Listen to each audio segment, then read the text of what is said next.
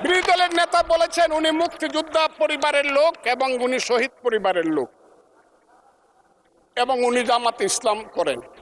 এটা ডাবল অপরাধ। মাননীয় সদস্যবৃন্দ, এটি বাংলাদেশের জাতীয় সংসদ। আমি আজকে আপনার সামনে শুধু বলতে এসেছি। মাননীয় সদস্য, আরো 3 মিনিট দেওয়া হলো আপনাকে। আমি বলতে এসেছি, হ্যাঁ, আমার বক্তব্যের পরে বলবে আমরা কি মুক্তিযুদ্ধ করি নাই।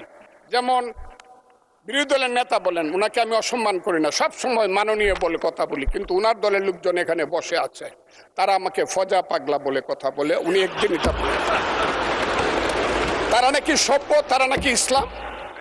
এবং উনি যে বলতেছে, ওই দিন বললো যে আমার দাড়ি পাকা, আমার চোখের সমস্ত পাকা, উনি আমার চেয়ে 10 বছরের ছোট। আমার বয়স 78 বছর, আমি 48 সনে জন্মগ্রহণ করেছি, উনি 58 সনে জন্মগ্রহণ